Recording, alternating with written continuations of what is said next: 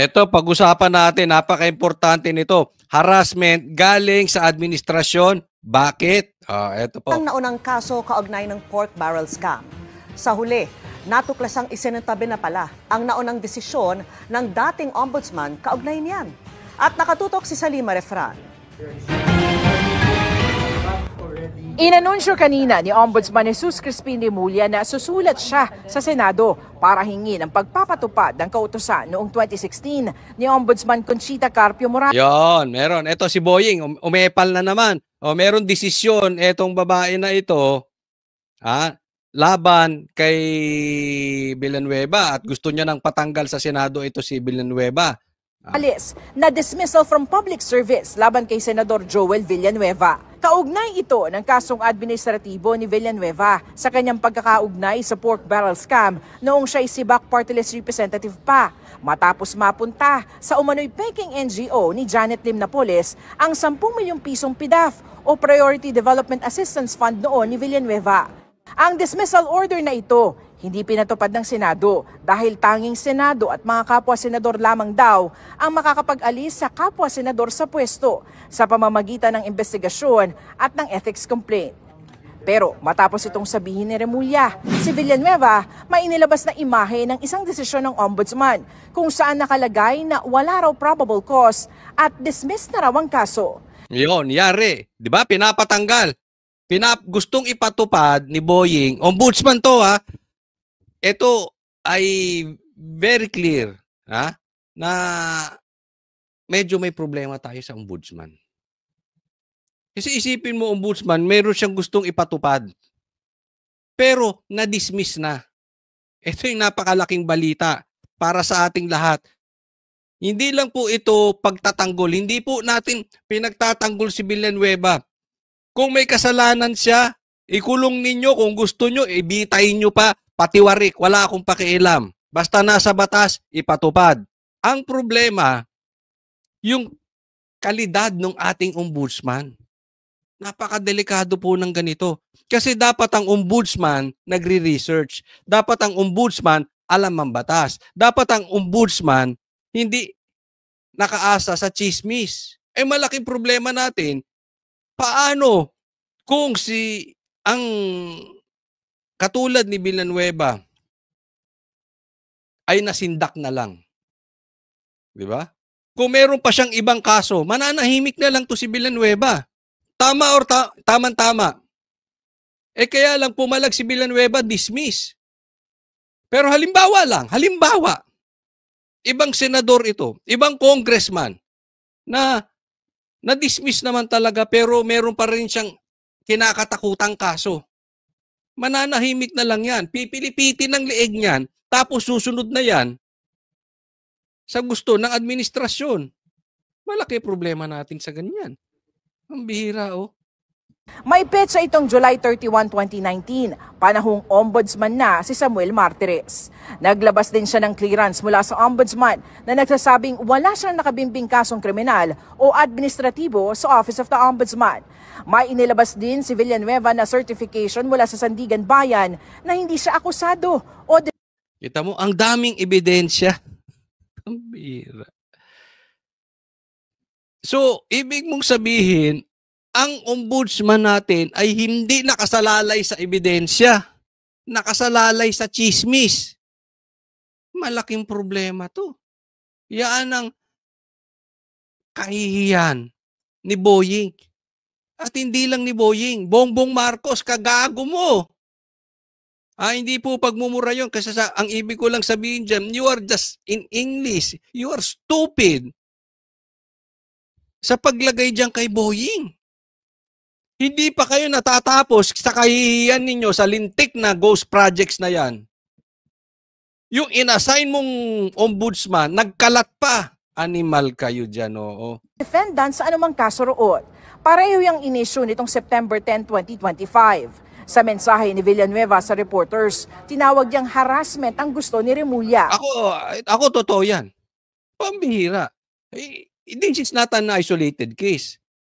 Galing kay Boying. Isipin mo, first day ng trabaho niya sa ombudsman, ang binanggit niya. patungkol kay Sara. Ang problema natin ngayon, yung mga magnanakaw sa baha. First day niya, gusto niyang binanatan si Sara. Yung impeachment. Confidential funds.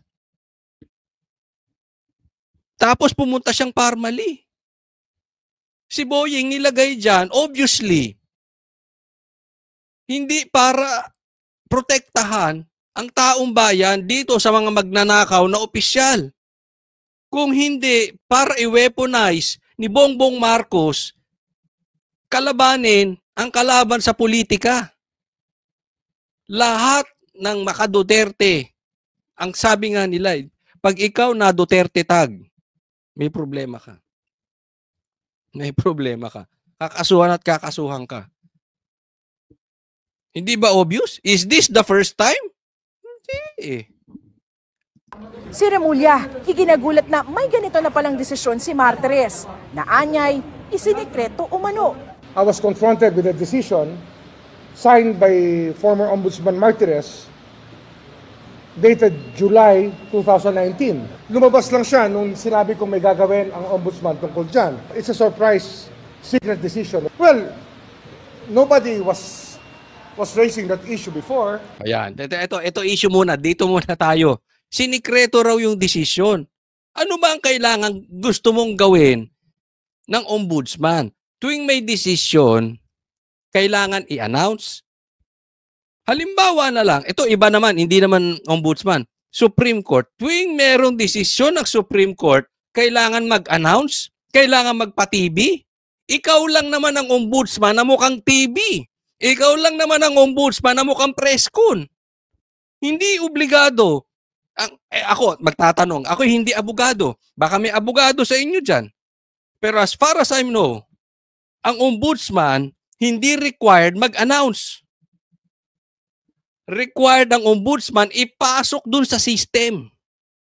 Huwag po tayong tanga. Hindi po ito TV-TV. Hindi ito Mr. Announcement. Sino kasi Jollibee? Bida-bida gusto mong gawin sa ombudsman?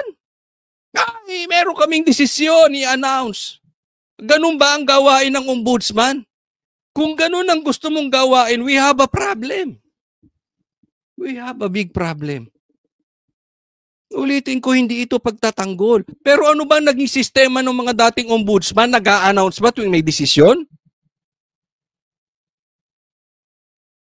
Or ikaw lang? Gusto mo ganon? Pero may ano dyan eh.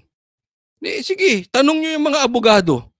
Nasa batas ba na kailangan pag may desisyon, i-announce? O ipasok sa record book na dapat binabasa rin ng mga ombudsman? Ba't di ka nagbasa? Ba't di ka nag-research? Joel Villanueva kept quiet through all the years. Ombudsman Martires never spoke about it. Siyempre, tatahimik ka na lang. Bakit? Through the years ba? Yung kaso ng anak mo, nag-ingay pa ba kayo? Siyempre, tapos na yun eh. Okay na. Anong gusto mo eh? Announce ko araw-araw. Ay! Hindi totoo! Yung kaso ng anak ko nasa marijuana. Gusto mo buwan-buwan i-announce? Ano yun? Tapos na, hindi okay na. Ilang kaso nung kay Torre? Dismiss. Kailangan ba i-announce namin? Di ba? Yung mga pinagkakaso ni Torre dito kay Labanat Bay. Dismiss eh. Gusto mo announce namin buwan-buwan? Linggo-linggo? Gusto mo magpa-press con kami linggo-linggo? Oh. Ginawa ba ng dating ombudsman? Ewan ko sa'yo. Di ba? Parang secret decision siya. Alam nyo ba yon? Tingnan mo pa contention. Alam mo niya nyo? Tinanong pa yung press. Teka muna. Lahat ba ng desisyon? Lahat ba ng desisyon ng ombudsman alam ng press? Anong klaseng ombudsman? Ako hindi po ako nagmamatalino. Hindi ko po sinasabing matalino ako. But kasi, gaya ng lagi kong sinasabi, kung tayo'y naghahanap ng katotohanan, hindi tayo naghahanap ng harassment, maliwanag yun eh. Hindi mo kailangan tapos ng abogasya. Alam ba lahat ng mga i-press lahat ng desisyon ng ombudsman. Ako may tanong. Kasi may nakapagsabi. Hindi ko alam kung ito yung may katotohanan. Tanong ko. Itanong ko na rin sa inyong mga manonood. Itanong ko na rin sa iyo, Boying. Alam daw to ni Tito Soto, nung Senate President siya, alam, pinasa sa kanya yan. Dismiss. Alam niya yun. Totoo ba yun? So, ibig mong sabihin, kung sakaling totoo, nung ipinasa nung kay Senate President pa, si Tito Soto, pagpasa ro, kailangan hanapin kanya. Sino, ano ba to? Governor that time? Andiyan ba si Mayor ng Cavite o si Governor ng Cavite, i-announce natin? O kaya pagpasok mo ng ombudsman, ay! Dismiss na yung kaso ko, ha? So lahat na na-dismiss na kaso nun, magsabi sa'yo? At ipalam sa media? Ba't hindi pinaalam ni Tito Soto sa media? Hindi kasi ganun ang kalakaran eh. Anong klaseng ombudsman meron tayo? Maloloko ako dito sa... Jesus! Mr. Announcement Animal! Dapat tong dalawa mag-partner sila ni Claire eh. Hindi ko alam kung gusto maghanap buhay, magtrabaho bilang public service o mag-vlog. Para kang vlogger na, may nabili ako. Announce natin. Ay, kumain ako rito. Announce natin. Nakapunta ako dito. Announce natin. Ano ka? Vlogger ka ba? Public service? Galit ka ko, Cholin? Natutuwa ako kasi pambihira, naging iskul bukol talaga yung naging iskul bukol ang gobyerno natin. I mean, si Bongbong Marcos, lutang ang utak, tapos yung mga ina-assign niyang secretary, grabe. Wow. Wow. Know about it? Nobody knows about it. Gate ni Remulla, hindi harassment ang kanyang ginawa. It's not harassment. Ano yun? It's something that everybody thinks to be still valid that can turn out to... Paano hindi harassment? Yung kay Villanueva, kinalkal mo. Tapos yung kay Trillanes, di umano, sa DOJ, bago ka umalis, na-dismiss. Hindi ko alam kung anong nangyari doon eh. Na-i-vlog pa natin yun. Pambihira naman talagang gobyerno natin. Kanina kumakain ako sa labas. May lumapit sa akin mag-asawa. Sabi niya, pwede pong magtanong?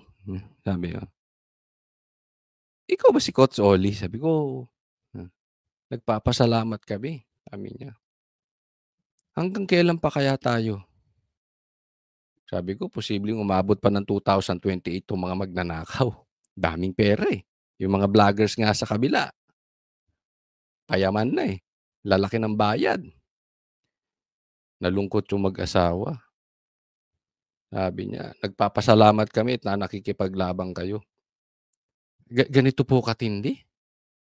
Isipin mo, secret daw yun. be not valid anymore due to a secret decision. Dapat Lintik to mga to, may bending. Ang dami nyong bending dalo.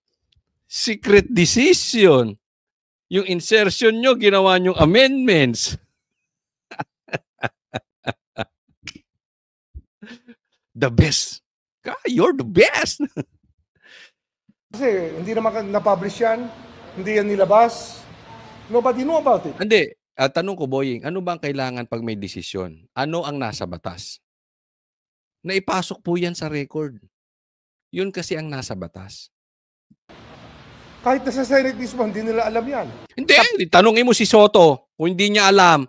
Hindi ko rin kasi may nakapagsabi sa akin, alam nila sa Senate. Panayam ng Super Radio DZBB, kinumpirma ni Martires na may ganito siyang desisyon. Anyay 2018, pag-upo niya bilang ombudsman nang maghain si Villanueva ng motion for reconsideration laban sa desisyon ni dating Ombudsman Morales. Alam mo, yung sinabi ni Morales, ang pagkakasabi ay hindi po nadesisyonan, nakabinbin po. Kaya nag-file ng MR ito si si Villanueva. Argumento raw Pero ang issue dito nila yung secret decision. Ang bira itong si Mr. Bendalo. ni Villanueva, forged o pineke umano ang kanyang mga pirma sa mga dokumento at nagpadala rin ng NBI findings kaugnay nito. Inilagay lang daw si Villanueva sa request ng Buhay Party List, kayong hindi naman siya miyembro ng party list. Ako ayoko na i-discuss yung kung guilty si Villanueva or hindi.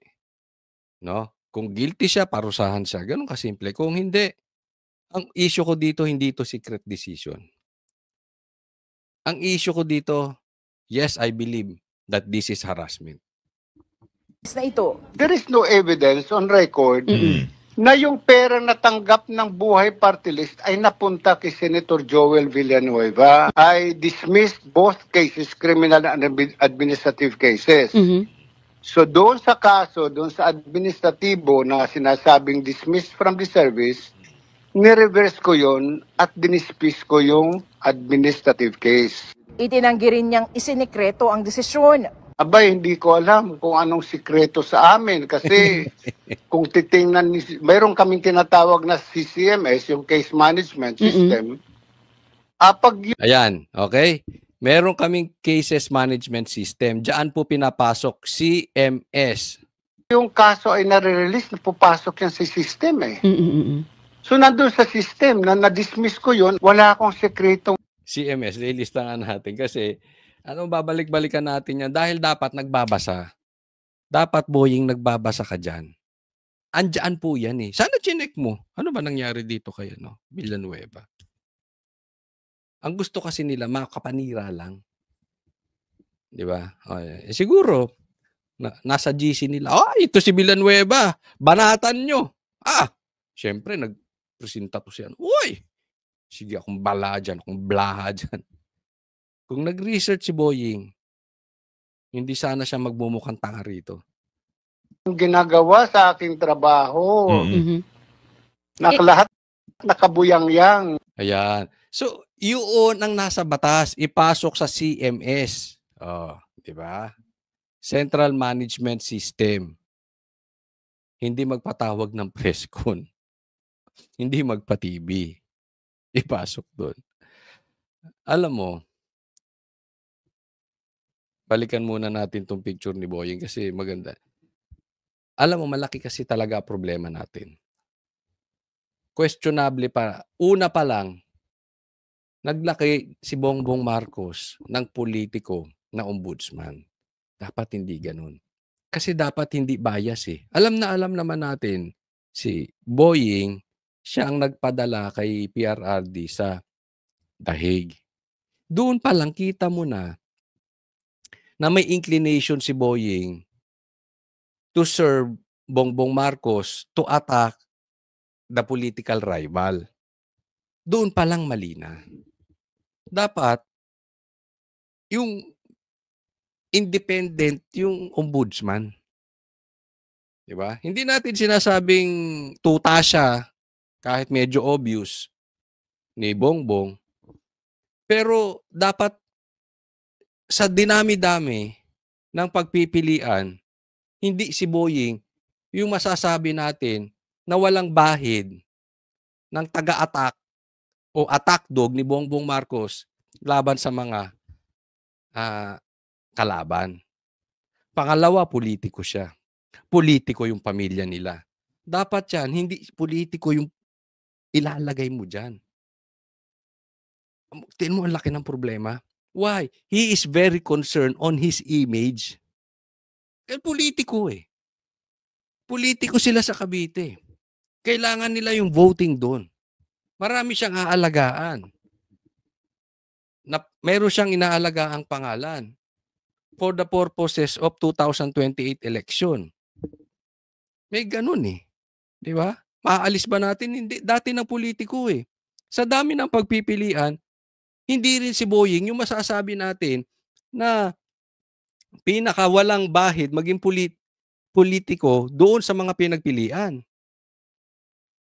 Maling-mali eh. Pangatlo, ito ang pinakamatindi sa lahat. Yung reaction ni Boying. Corner na siya dito. Mali na siya rito.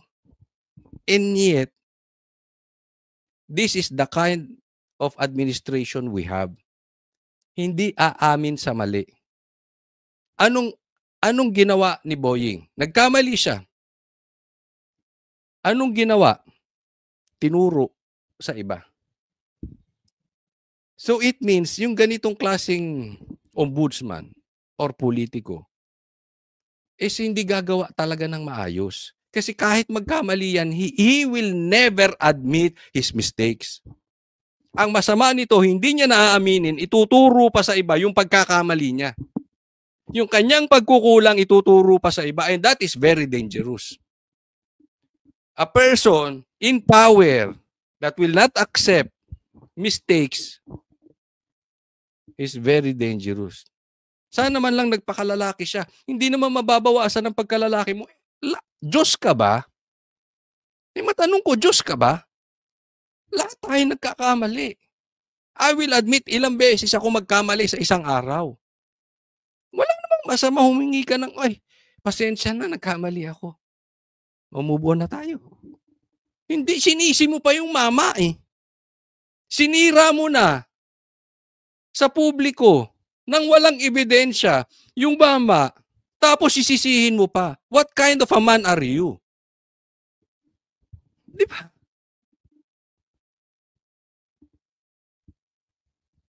Ganito ang politiko natin. That supposedly our leaders should be a good example. Hindi ko maintindihan. Bongbong, hindi ko maintindihan kung anong criteria mo.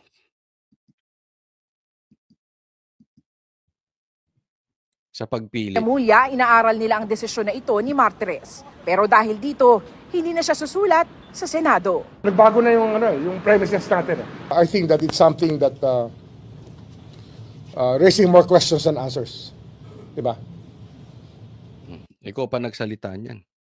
Dapat kami nga ang nagsasabi niyan eh. Yung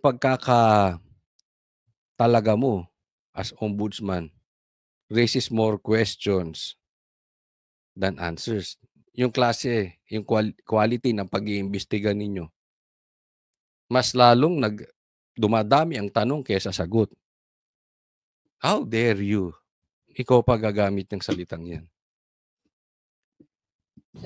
That is Bongbong's ombudsman. Lalo na sa opisina ito. Para sa GMA.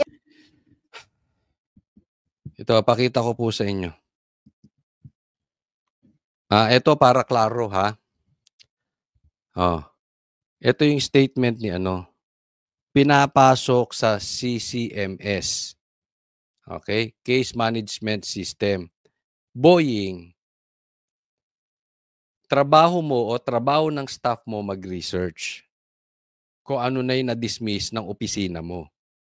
Hindi yan trabaho ng media para malaman o alamin o i-announce sa media kung merong na-dismiss o merong na-convict. Pasukin mo yung CCMS na yan at makikita mo lahat ng may nakabinbing kaso. Dapat do your part. Huwag mong iasa sa iba. Ano ba ang nasa batas? Total, abogado ka. You apply the law. You don't bend the law. Apply the law. Huwag kang umasa sa chismis.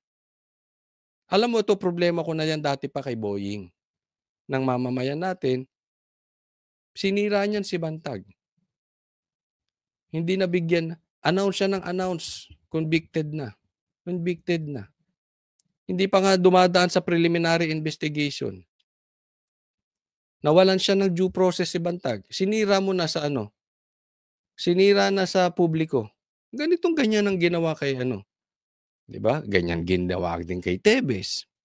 Ganyan din ginagawa kay Villanueva. Ganyan din ang ginawa nila kay Pastor Kibuloy. Ganyan din ang ginawa nila kay PRRD. Same eh. Kami ang boses ng masa, hindi natatakot. Katotohanan lang, di kami nalulunod. Walang bahid ng sismis, lahat ay totoo. Kahit sino ka pa, pag mali ka babanatan ka. Walang pinipili kulay, wala kaming kinikilingan. Basta para sa bayan, kami lalaban. Pagdama palakpakan, pag mali banatan. Di matitinag, di matatakot, para sa bayan tuloy ang sigaw. Sa harap ng kamera, walang halong takot. Mga baluktot, lahat kayo'y tutumba. Ang hustisya at totoo, yun lang ang mahalaga. Kahit sinong harang, di kami matitinag. Walang pinipiling kulay, wala kaming kinikilingan. Basta para sa bayan, kami lalaban. Pagtama palakpakan, pag mali banatan. Di matitinag, di matatakot, para sa bayan tuloy ang sigaw. Kung nasa tama ka, ikaw ay aming kasama. Pero pag mali ka, handa ka na bang mabasag? Banateros kami, walang inuunan. Dahil bayan muna, bago ang sarili.